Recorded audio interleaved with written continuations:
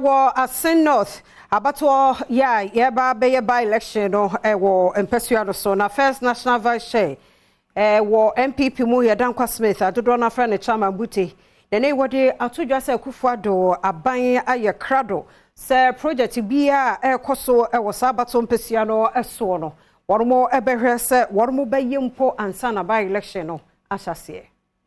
First National Vice Chairman awoda MPP amanyuku na no Owuru Adankwa Smith adodo na French mabuti edi atudwa se by election eba so e wa Assin of Men's nimu no wodi mpuntu dwuma hodo bebrebe e na ebre omanfo no wo ho wo kire se by elections ahodo akoso o man gan mu nyina no omanfo e wo Men's ni ahodo e koso ho no nya ho mfa so nti Assin of no so de won fere kura so obeka se wodi mpuntu dwuma e ba ho by election nti from the two rollers abreso na bia bi si ye bia obo ye mputuduma eduru yenso asenfo so a yenso be mputuduma ne bi mputuduma ne de obuso obanso ye beye obuso ye kwan wo breku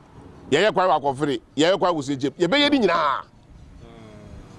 suku a obo nwie ya ombe wie ye be hwe so ombe wie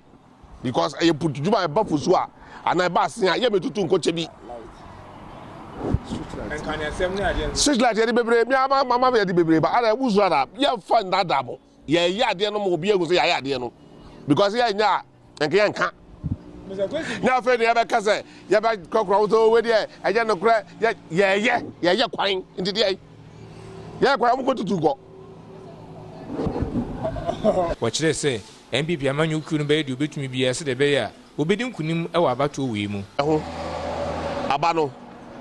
do kwesi mbeba omo emfa ho ye de ne se ye koye campaign ama obi obewini inti yan nipa na yede ba no se Yakobon bo na ukura da yi nipa won ne yakobon na chi dom ne ama na wini aba no wo bo pa obo fa wansa na nkura magina emfa ye ho ye de ne se yakoto aba e de ama MPP for ye koye campaign de ama MPP na MPP wini because I say not for sabi ayi aban na wo power no ayi MPP aban wo go for obi a wo position a okwa dan and na omo de nam se ye be putuduma from the two rollers abreso na bia bi si ye bia obo ye mputuduma eduru yenso asenfo so a yenso be mputuduma ne bi mputuduma ne de obuso obanso ye be ye Afrida modiamane boy ifra Assin North and Adom Kasee.